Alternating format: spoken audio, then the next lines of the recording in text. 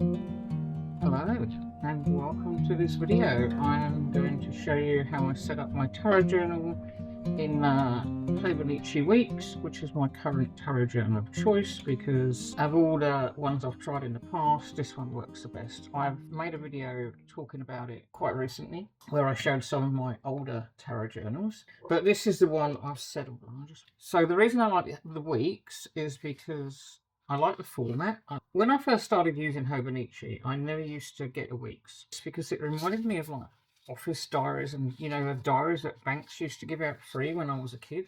So I like the size, I like the format, I like that it can go in that Hobonichi have these covers. I use this same plastic cover every year for my tarot journal because I like the designs on it. To me, I think they look kind of I like the little crowns, and I like these two little foxy Gemini kind of guys. And there's a sun and a rabbit and a unicorn and the constellation. So I kind of really like. And then it's got the pocket on the inside, so you can put stickers or things you might want to use in the future in there. Bits of washi wrap in the credit card. You also get a sticker which you can stick in the corner if you don't use one of these clear covers. But the covers have a built-in pocket, which is kind of really useful. I put my year ahead spread in there, and then at the end of the year I stick it in the book. So that's one thing about the weeks I like. I like the size. I like the fact you can get the cover and store cut stuff. You can always also get these zip cover wallets to put them in. Which this is my reading journal in here, and this is a sneaker weeks. But the sneaker weeks I really do like. That's a mega. The only difference is it doesn't have a hard cover. It's just a really cool soft cover. They're really durable. But you can't put the plastic covers on them. I just like the weeks. There's so many, you know, ways of using it. And you can put a phone and anything in there as well. And also Hobonichi, the paper is just gorgeous. And for the tarot journal, of all the things I've used, the weeks is the one I've stuck with longest because the setup of it is just great. They start like a month before the end of the year usually. So when you open it, and then you get the yearly calendars for the current, previous and next year. Then you get a whole year of days. Like this is every month, like January to December, and there's a little block for every day. I don't like the only thing I don't like how the weekends are done in grey and red. I wish they were just kind of more subtle, not the red maybe. And then the next view is the monthly, and again it starts in December this year. I don't start mine till January, but then you get spread for every month, and it goes, I think, 3 months into the following year, and then we start into the weekly views. So in the weekly view, on the left-hand side, you get one section for each day of the week, and on the right, you just get a blank grid page, which is pretty cool, I think. And it goes like that all the way through to the end of the year. And then at the end, you get a few general Hobonichi things like useful abbreviations. They put some different things in every year. And then you get, in the mega, I get the mega, you get 250 blank grid pages at the back. Now, I really like these pages for journaling, extra tarot journaling, and writing about the card of the month and the year, anything I want to write that won't fit in the rest of the book. And then you get like useful things around you to measure size, a favourite section, my top 100, you can put anything in there. Memories 2026. These things change each year, and every single Hobonichi has a unique serial number, which I think is pretty cool. And that's that. Now, I'll show you how I use it. I'm going to show you the 2024 one first, because that's got something in it that I don't do anymore. So when I record my card, I use the daily section. I have a colour code. I choose 5 pens, one for majors, one for each suit to match the element. Choosing the pens takes a bit of time because ones I've used in the past run out, or I don't have them anymore and I can't replace them. So I'm trying to use Tombos now so that I can always get that colour again. So what I do every day when I draw my card, I do a background colour, like sort of a shading, and then I write the name of the card there. And if I use an oracle deck, I just write the name of the oracle card underneath without any shading or colouring. I then, in the monthly sections at the beginning, I record it here. So if I go to July the 22nd, there you'll see the King of Pentacles recorded there and there, so it ties up. The reason I do this is because at the end of the month, if you're like me, you like tallying and seeing patterns, I can easily see how many wands, cups, majors, blah I've got that month. I can easily see if a card's come up several times, and it also helps me to tally it up at the end of the year. Not everyone wants to do that, but I like doing that. That's how I do that. Now, I used to fill in every single one of these daily little tiny blocks with the colour of the card I drew, the colour related to that card. And I did it for 2 or 3 years, and then I stopped because I didn't actually see any use for it. The thing is, if you had good colours, it might work better. But here, the green was a limey green and the yellow were too close to each other. The majors and the wands were kind of too close to each other. So apart from the cups, really, pretty hard to see and stand out. So I just stopped doing that. I don't do that anymore. I mean, it does kind of look cool. And if you had the right colours, it could look really cool. And you could like make it into a little piece of art of your tarot elements of that year. Or you could do anything, you know. I like charts and things. I like looking at the shape of my astrological chart every day because it makes really cool graphics, you know. So that's how I use that bit. In the December page, because as I said, I don't start mine until January, I stick my year ahead spread. Generally, I don't do that spread until February. The other thing you can do is put in the card of the year, like this year it's the Hermit, next year it'll be the Wheel, and I put that in the back. But you could put that there if you wanted to, unless you want to use the December page and start yours early, in which case you get loads of space at the end because you get 3 extra months and you can put it there. So, you know, you can use these spare. You get up until, I think, March. So you can use these pages also to stick the cards in. If you do a year ahead spread, I try to keep it so that it's easy to move around if I want to like refer to it. Basically, I draw in at the end of January. I draw 12 cards. I choose a deck, draw a card for each month of the year, and then I take the yearly card, which, as I said, last year was the Hermit, and then I choose a card to represent my energy that year. Last year I got the Six of Cups, which is kind of cool because I was focusing on inner child and stuff, and that's going to go on for quite a while. My year tends to go from my birthday, really, so at some point I want to transition it so that I actually do the year ahead spread on my birthday, because I'm not, you know, the new year as the calendar sees it doesn't always fit with me. My new year does definitely feel like at the end of autumn, like February, March, when it's getting close to the Samhain, and, you know, I've always felt that kind of energy at that time of year, even though I'm in the wrong end, a different end of the planet from where I started. So I do that. Also in the year ahead spread, I've started to use an oracle deck and draw a card for each Sabbath. Last year I used the Playful Heart Tarot, and they have a little oracle set that you can buy, and I had those, so I used those. So that's what I do with that. And somebody asked me how I made this thing. Well, all it is, I printed out my year ahead spread, and I made a template so it would fit in the weeks, and just printed it on a normal inkjet printer. And then on once I folded it in half, and on one side I did that in Photoshop, I think. Cut it out, stuck it on, a couple of stickers, and some washi tape in the background. That's all that is. It's pretty easy. And then I fold it up, and you can put it in there and refer to it anytime you want. You can put it as a bookmark. So that's the year ahead spread. So that's how we do the dailies, and this one got too fat. I've been sticking too many things in it, and I've been rethinking this one.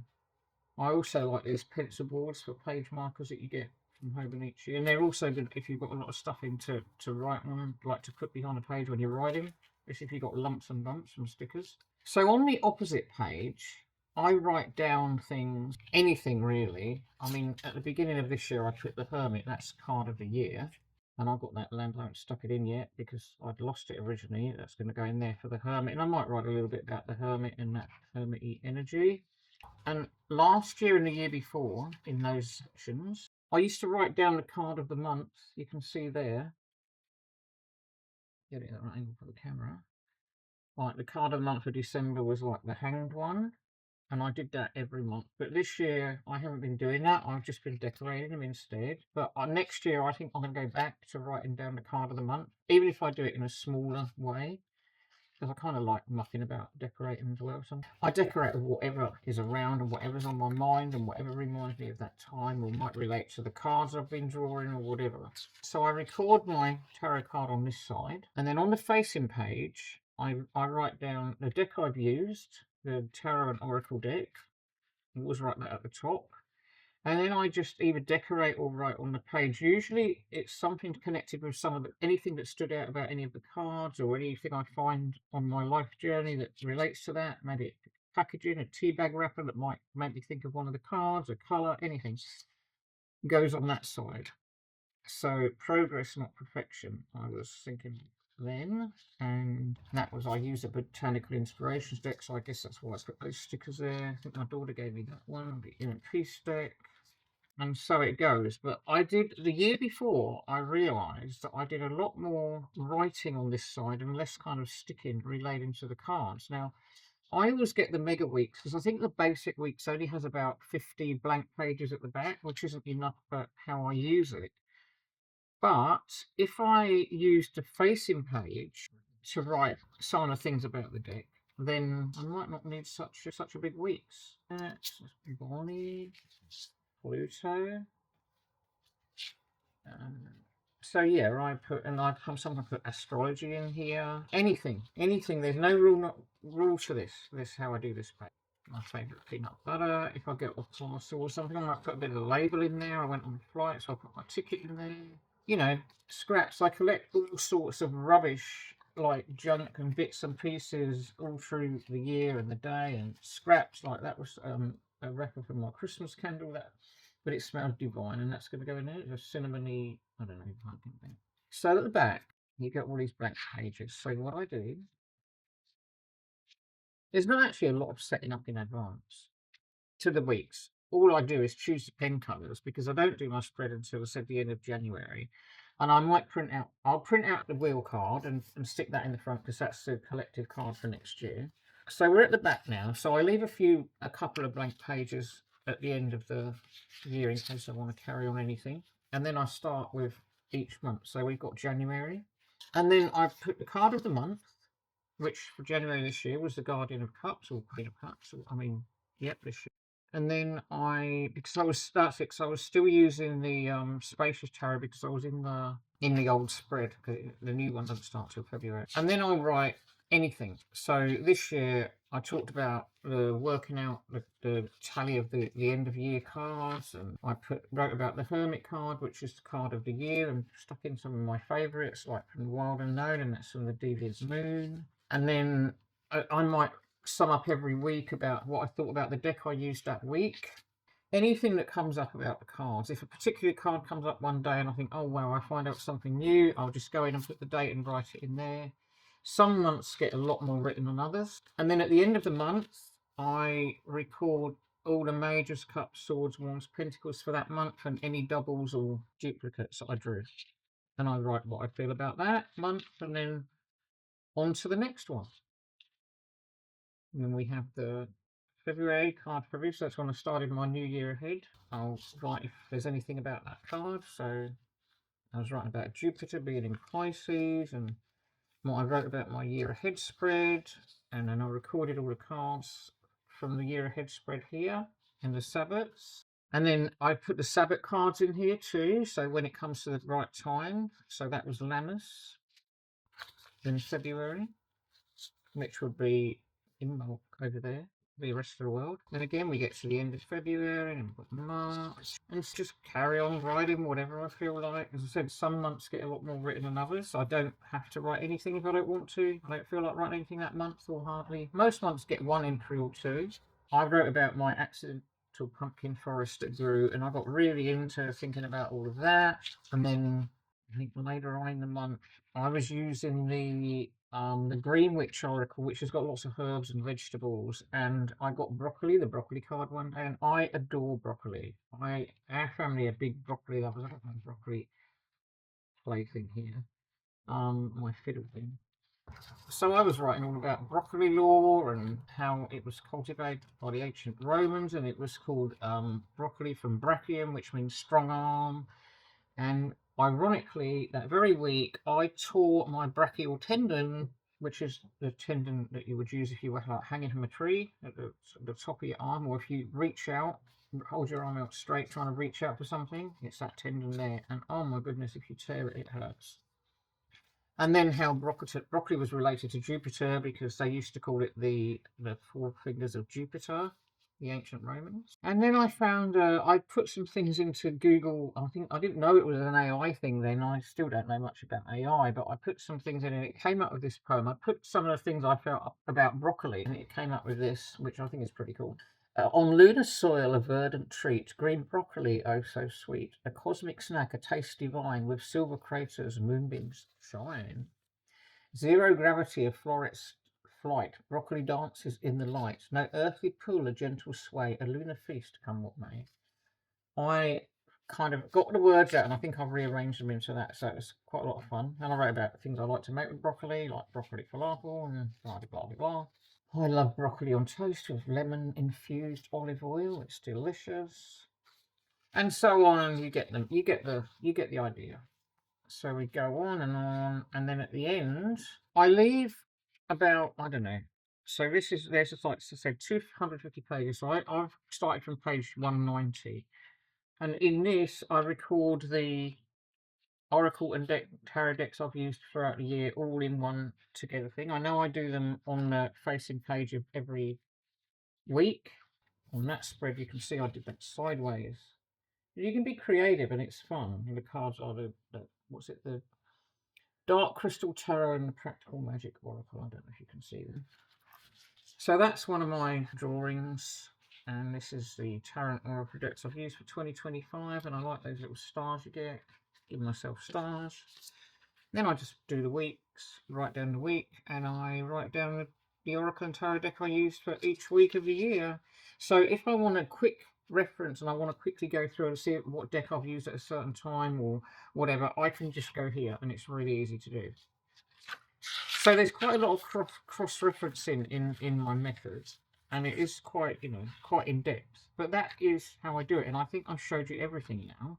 So there we are. Now this year, if you look at the difference in thickness between these two, bearing in mind that this one isn't finished yet, and I've got the whole month of December to go, and then look at that complete one. I did a lot more kind of, write journaling on the facing page about things in the card, like I've got the Forest of Enchantment Tarot, Creative Consciousness Healing, and then the routine. So things that stood out for me, like a routine that is not too demanding but will enhance your life, and then Moon Shroom, healing old brain patterns. And I did this quite a lot that year, and rather than put the stickers in. So I think I'm going to go back to that rather than doing so much collage, because I do collage in my other journals too. Yeah, I like to actually do that, and then I won't need, as I said, I won't need so much room at the back. Sometimes just a certain thing will stick out, like this year it was go with the flow. I got all these cups, so I thought, oh yeah, like go with the flow. I mean, water flows. And then again, I got all these pentacles, so an earthy grounding kind of week, breaking through painful barriers, and then how these two decks, the archetypes Oracle, the Wild Unknown Archetypes Oracle, and the Spirit Speaks Tarot deck, how they get connected together. So in this experiment that I've been doing, which some of you will know about, that one I did lots of drawing, little tiny mini drawings from the decks I was using. Well, that was the Mabon Seasons of the Witch Oracle. I love those decks. The last 2 years, I've used a different deck every single week.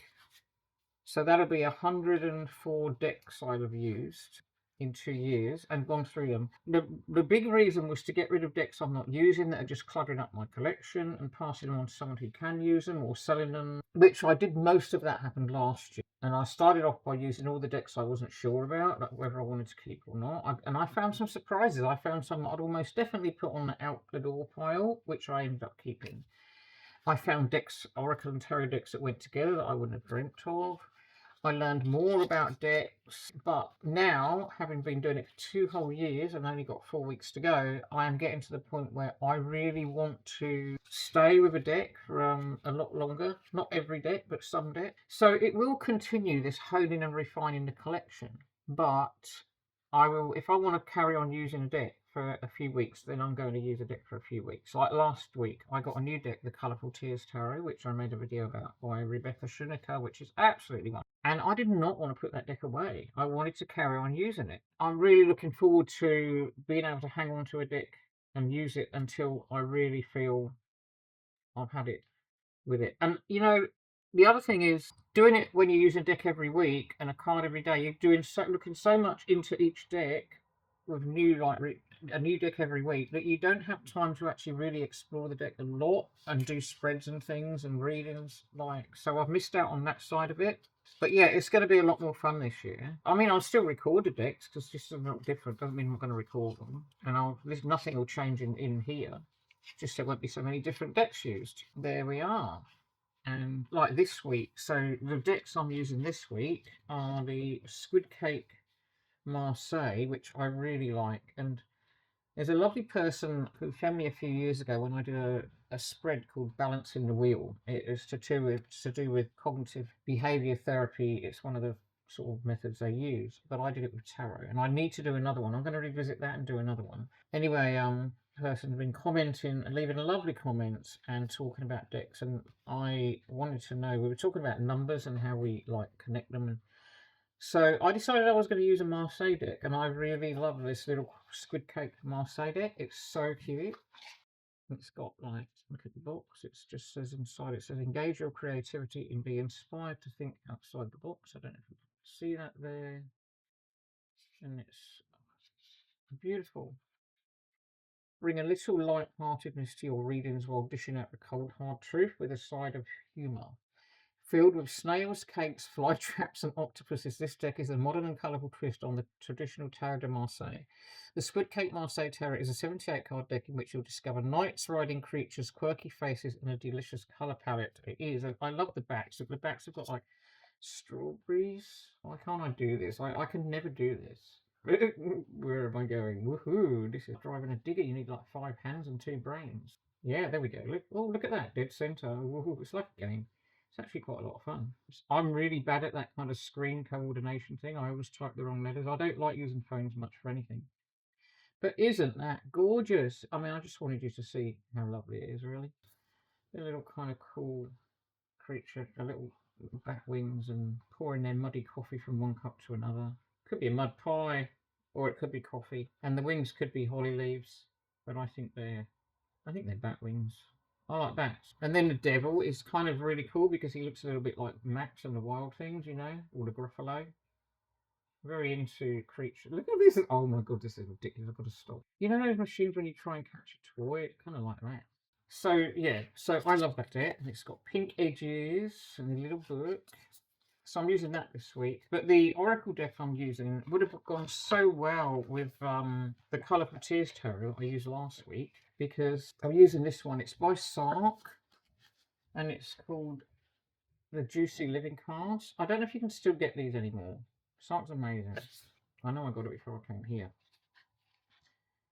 So the cards are really fun. So on one side they've got like a bigger picture and a message like your life is an adventure is the one I got today. And on the other side it says something like, enjoy a tiny adventurous moment close to home. It changes your perspective, reminding you that the world is deep and rich and full of colour and miracles.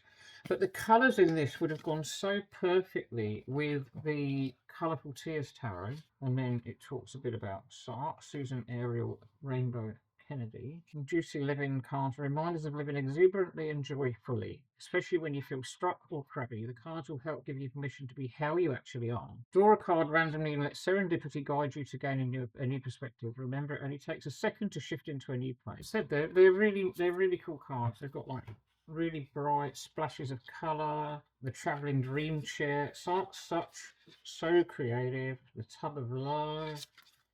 Wonderful deck. I hope you can still get this deck. So I hope you enjoyed that, and I will see you next time. And if you've got any questions, oh yeah, so if you've got any questions, do ask them. I did think about doing a live. I'd have to choose a good time because I think a lot of my subscribers are in America. But if that would be of interest to you, when I just do a live and I can just journal or do something like whatever. If you want to see any decks, it could be a regular thing. If you want to see any particular decks, if you want to talk about something, if you want to talk about how you feel in the chat, even if you want to come on a live, I think there's a way you can do that. You can actually join me and talk, you know, or you can just write in the chat. So, as I said, I don't know the technicalities of how to do it, but I'm sure I can find out, and I know it's possible. So if that would interest you, let me know. Because sometimes it's good to have like hands-on and be able to ask on the right on the moment. I haven't done one before because I don't see the point, because I don't think anyone would be around, and if people don't know about it, but let me know. I'll make a post about it too so people know. Oh, one more thing, choosing the colours. So yesterday I was going through all my markers. I had to work out ones that had not dried up and trying to find all the colours I liked, and I did really like these earthy colours, but trying to find one for each suit that kind of feels right was kind of difficult. They get too blendy, and I think in the end I settled on using Tombos now because they're just easy. I was going to use, now here we go. So I've got 623 for the, which is a kind of lilac one, which was going to be for the majors. I don't think that's too close to the blue, which is 533 for the cups. And then I had 243 for pentacles and 055 swords. And then I hadn't decided, there were two different ones I was thinking of for wands. One was 985 and the other one is 913. I haven't written the number on that. So I'm going to probably be using either those ones or those. I think that looks better. So there'll be my colours for next year. And on that note, I really am going to say bye. Thank you for watching. Happy December.